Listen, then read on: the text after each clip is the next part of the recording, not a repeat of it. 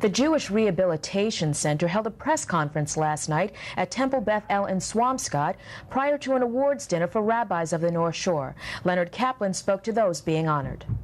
Leonard Caplan reporting for TV3 News. I'm with Rabbi Harold Kushner, author of the book, When Bad Things Happen to Good People. The gist of this book really, people should really read this book no matter what religion they are, because it applies to grief, to disappointment, to loss of jobs, whatever. It's not really limited to the Jewish religion or a certain philosophy. No, the amazing thing, Leonard, is I didn't realize this when I started in this profession.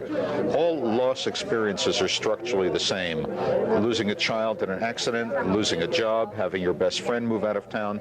Some are more intense than others, but the loss, the guilt, the emptiness, the feelings of confusion, the needs, these are pretty much the same whatever the trauma is. And the thing you have to learn is everybody's grief is legitimate.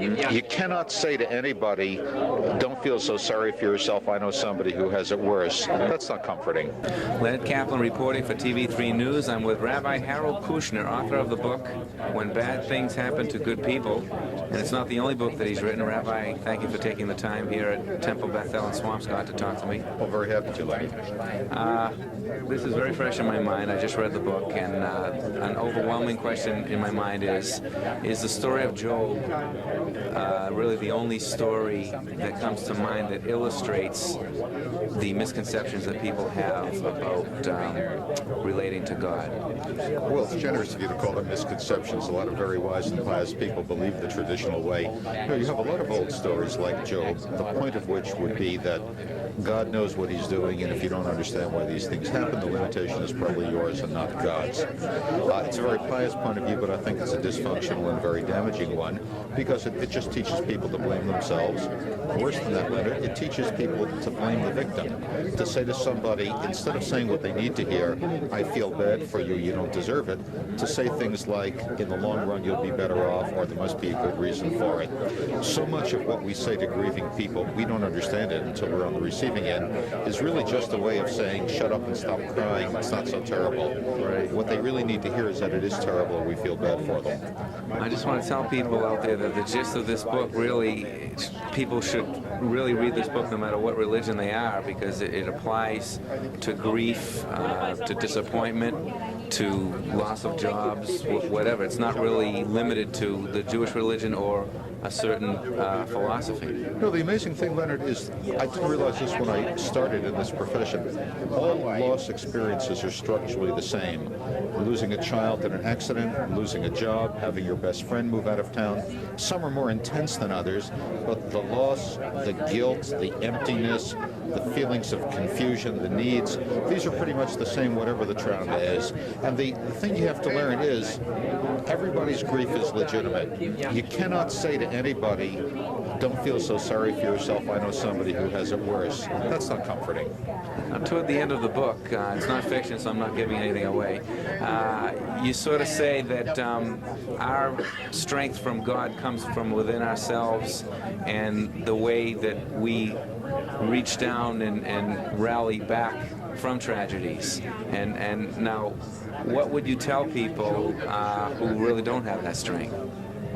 First of all, let me clarify this. Now, I think our strength to transcend tragedy comes from God. Right. But what I believe, and this is, I think, what you were saying, God doesn't send the accident, the sickness, the tragedy.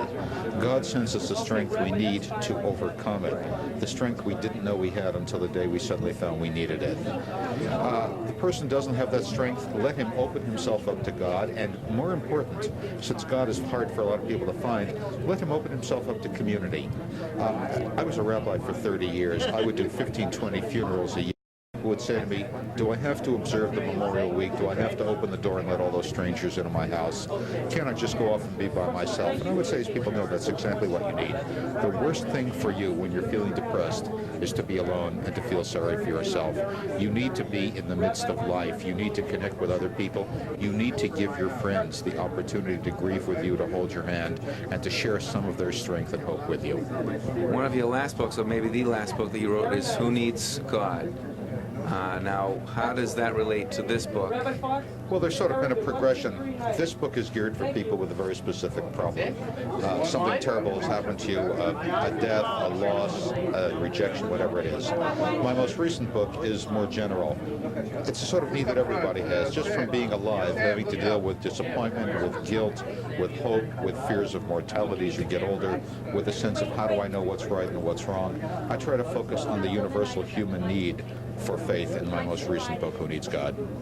What do you say? I'm sure atheists have come up to you and mentioned that they don't need God. What do you say to those people? I quote my teacher, Mordecai Caplan, who used to say, the person who rejects God is not an atheist.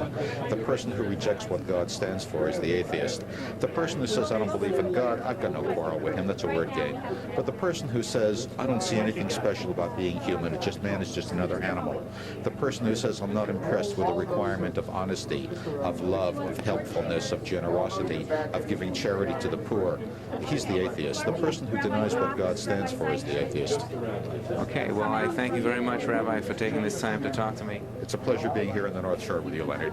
Okay, this is Leonard Caplan reporting for TV3 News.